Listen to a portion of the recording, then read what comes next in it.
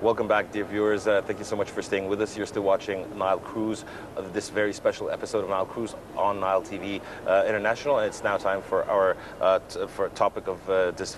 different topic of discussion, and we are in Ramadan, and of course Ramadan is always marred with rightful doings and giving, and it's also as we are encouraged to engage in self-reflection, to ponder upon our strengths and weaknesses, our peaks and downfalls. We're reminded of those who do not have clean water or food to break their fast, and of a mother who must decide between the cost of feeding her son and providing him with the medicine that he so desperately requires, and so on and so forth. And we're most delighted to be joined by Dr. Mohammed Fouad, and he's an economist and also a founder of a welfare initiative. Thank you so much for joining us on Nile Cruise. Thank you very much. Thank you, Dr. Mohammed. And let's start first with the idea of trying to support the needy. It comes at a very special time. And if you can give us a little bit of a brief about the plans or initiatives going on to support those needy. I think going on to support the needy usually takes a very special focus when it comes to the month of Ramadan. However, I believe it's an activity that needs to take place all year long. However, as Ramadan is always billed as a month of giving, these activities tend to take place a lot in the month of Ramadan. However, there are various segments in which there are needs for support in terms of the society. In Ramadan, the basic needs which usually comes into effect is when we talk about supporting people in terms of providing people with food. However, through the rest of the year, there also needs to be that type of charitable giving or welfare society needs to take place. Also, speaking about charity, do you believe that it should be only dedicated to the month of Ramadan, or it should be something persistent taking place all year long? And if yes, how can we make it sustainable? That's the key word. You've just mentioned the key word here. The key word is sustainability. I mean, there's the age-old saying of give a man a fish, you feed him for one day. Teach a man how to fish, you feed him for a lifetime. So this is exactly what charitable work should be. But when we come and talk about charitable work, there are various segments. There is what we call philanthropy, which is simple charitable giving. There's also what we call corporate social responsibility, which is the responsibility of big corporates to actually provide for the society.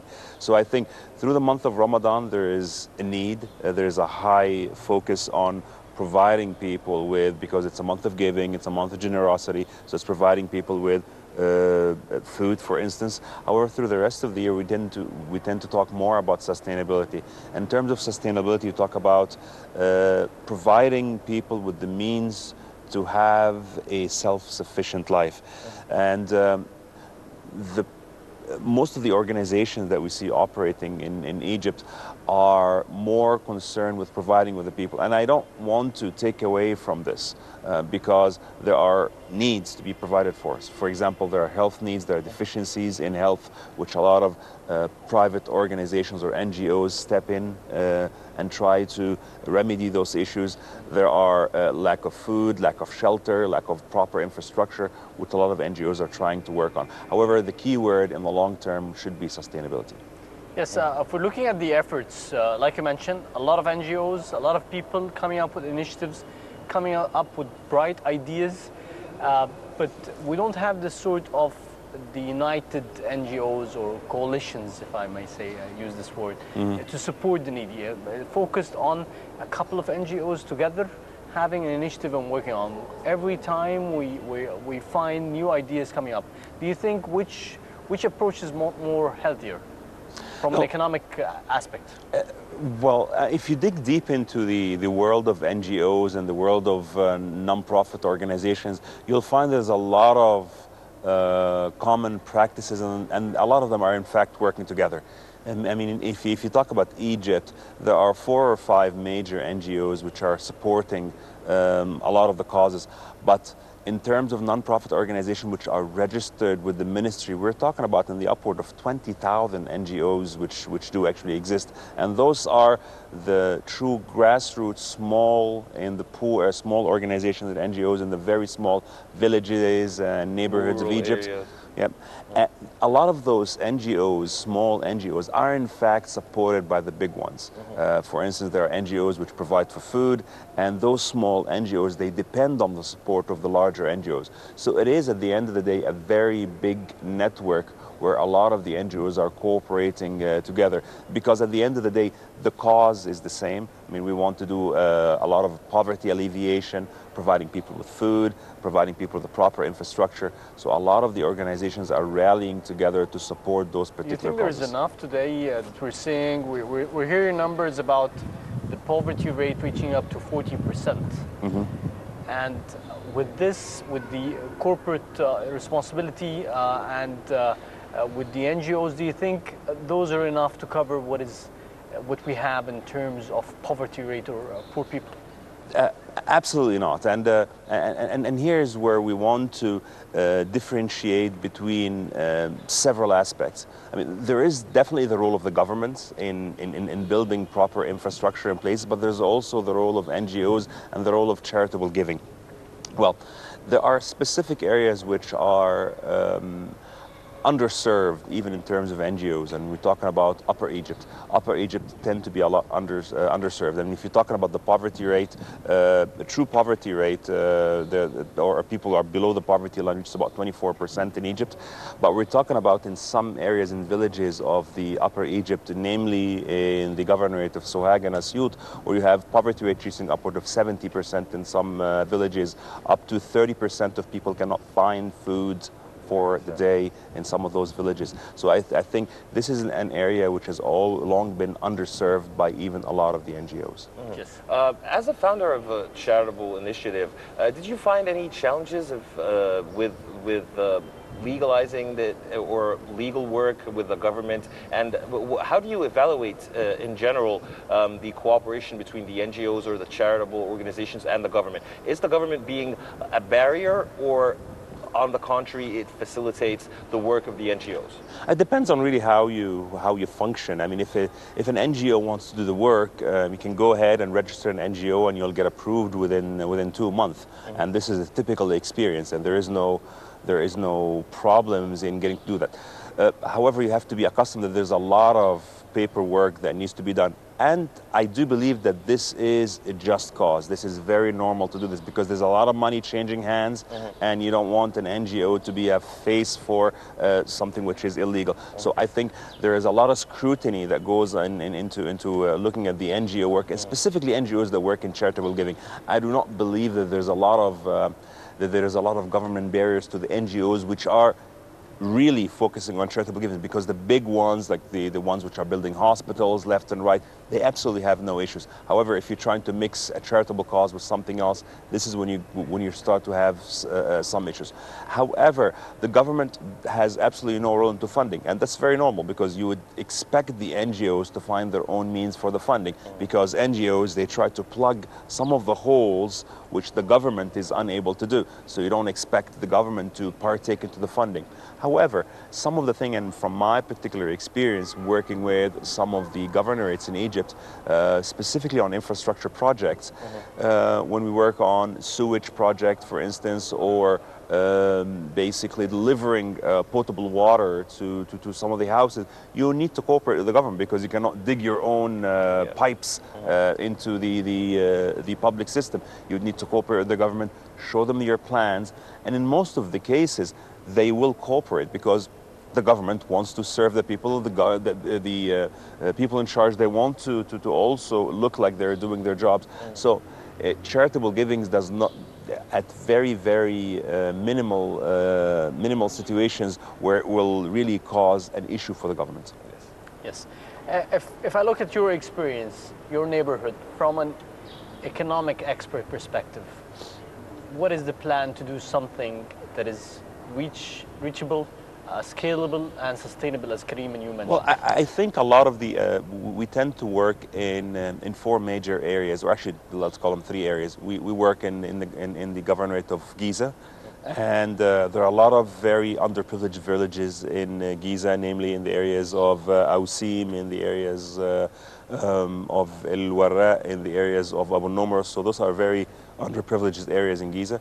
We also tend to work in Asyut and Sohag, and also tend to work in Sinai. Some of the major challenges that we're looking to do are on two fronts. The first front is in terms of providing proper infrastructure, and we work on this on three areas. There are a lot of houses which don't have proper roofing. There are a lot of houses which don't have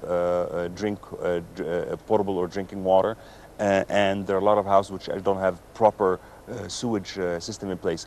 So instead of trying to help one person at a time, we are currently sponsoring projects where we take entire villages and These are mega projects. yes, and go ahead and provide those villages with the proper infrastructure in order to get them to a stage where they can start to live a proper life. On one end. On the second end, one of the areas which there's a major deficiencies, which it will take the government years to make advances in this area, is in the field of health services. So, and there's one segment which we're working on, which is what's known as the neonatal care, which is care for premature children in terms of providing with whether in terms of incubators, proper operations, because there's a lot of expenses which are associated with this, which tend to put a lot of people in debt. So if you relieve this part of healthcare services up until the government steps in or grows its budget and meets with those particular needs, I think this is an important role which our NGOs, as well as a lot of the NGOs, will play. Well, how far have we gone in terms of the healthcare services? I mean, or what the NGOs provide to those in need? I think there's a lot of great advances. However, the only way you can measure this is with the magnitude of the waiting list. I think, and if we can say this, for example, if you have the Professor Magdi Yaoub Foundation for the cardiac center, and which is a great establishment done in Upper Egypt. There are a lot of waiting lists to get into this hospital. Even with the new, not very far away from here, there is the Children Cancer Hospital, which is also a great mega project. But you can also measure the success by looking at the amount of waiting lists. So while a lot of great projects have been done in the healthcare services, as you look at the waiting list, you know that there is more and more that needs to be done. That's very true. So let us take leverage your presence here and take an outlook for the current economic status in Egypt. I think if you talk about the current economic status, and let's stay with the welfare part, or what we call the social, from this perspective, we're looking at the new budget which is coming into effect. There have been talks about increases on the upward of 50 billion Egyptian pounds into what we call social justice spending, which is spending on healthcare services and spending on education and spending on poverty alleviation projects. So from the government perspective, this is a reallocation or new revenue coming to Egypt. The figures are not out yet, but I believe that part of what we've previously talked about is that the government is trying to cut a lot of the expenses. So most probably, I would say it's reallocation. I don't see a lot of new revenue coming place to amount for this amount. So in terms, I see the government moving also forward with cutting budget deficit, which will alleviate a lot of the debt service and a lot of debt payment, to allocate also more money into social initiative. Because I think this is the part which is lacking. This is the part which the government is trying to do, is trying to curb governmental spending, rationalize spending for a lot of these subsidies and a lot of the waste which go with some of the archaic subsidy system in order to provide for some... But that's usually, Dr. Mohammed, that's usually, the tough equation Absolutely. of, cutting on subsidies, affecting inflation, but then it's a negative impact on the needy. And from another aspect, you're saying spending more in healthcare and supporting those needy, but that does not necessarily mean that you're going to be reaching them. So they might get the bad aspect before getting the good aspect. There also will be a period where I mean, there are two things which you have to talk about here. The first thing is, when we talk about cutting subsidies, we're talking more about rationalizing subsidies. For instance, if we take a pure example which has been applied in Egypt, we talk about the bread subsidy. They have not cut the bread subsidy. They did cut the bread subsidy by 30%. They rationalized 30% because they introduced a system which is more efficient. It's serving people in a better way. People are more satisfied. There are no longer... But that's a good example. Long queues. That's absolutely a good example. Well, look at the electricity part. Look at the gas part. This is not a good example for the needy. Yeah, it's it just might have, affects some inflation. say that it might have catastrophic effects on the... That's the first point. The first point is how you make a lot of the systems more efficient. The second point is, once you're going to make some savings, there needs to be policies in place where you give those savings back into the community, directly into the community. But in transition, there might be momentary lapse of suffering. However, at the end of the day, what you're trying to do is you're trying to make those systems, for example, some of the government policies which are being put in place, which will bring us to the same topic of poverty alleviation, is what we call cash transfer, direct cash transfer. So instead of giving people actual goods, is giving people actual cash transfer instead. And this is more direct. However, the bigger issue that you have here, and we've always had in Egypt for ages... Sorry to jump in, but yes. What ramifications might this have? Cash transfers? Yeah. Okay, there are two issues that you have here with cash transfers. The first is identifying who is in need. Because if I go back and mix in the NGOs, they also have the same exact problem. There is no identifier of who is truly in need. Criteria. Yes, and there is, and there could be a person which is beneficiary from multiple NGOs, and there's not a single system that could basically tell how much how much people are making or how little people are making at the same time. It's very difficult to assess true income in Egypt, and this puts another issue into putting cash transfer. So that's the first issue. The second issue is how you're going to go ahead and grant this cash transfer. So I think there's a lot of work that needs to be put into public policies into how to transition from a system which is based on commodities to a system which is based on direct cash subsidy. Do you agree? You also agree that during this transition, a lot of poor people will be affected badly in both aspects?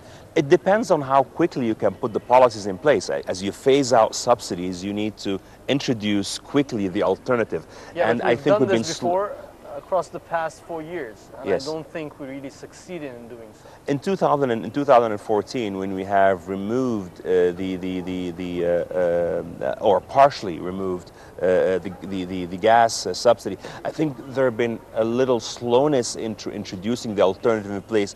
I mean, the plans are there. However, taking away is a lot easier than implementing a whole new system in place. Especially the other side of the project, or reforms or laws or policies, is definitely, you're speaking about a huge reach, scalability that we've never seen before.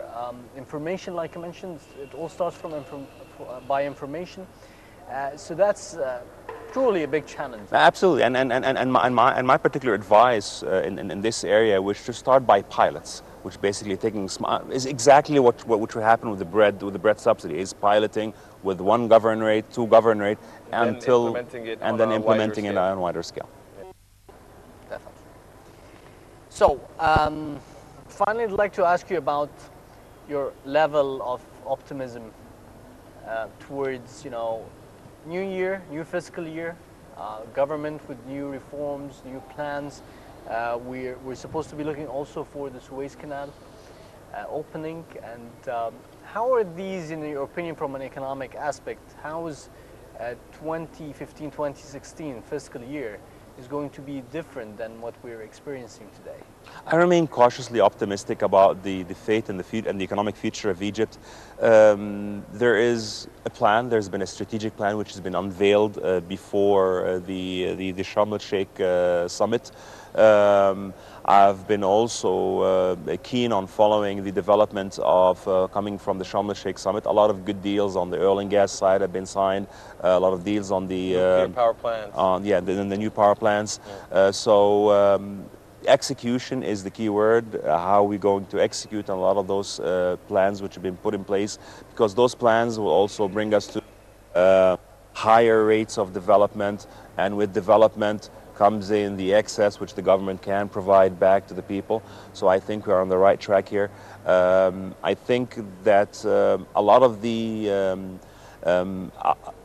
faith will be established if we can see the government more in control of the power problem in 2015, 2016, because it's been an issue which we've been talking about since last year. So continuing to control this problem will give this hope.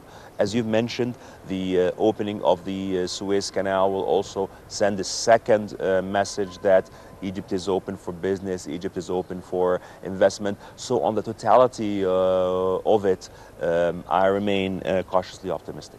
Yes. All right. We really do appreciate your insight, Dr. Mohammed Fouad. Thank you so much for joining us on Nile Cruise, and happy Ramadan. Thank you very much. Happy Ramadan to you. Let's move now to a short break and returning back with more.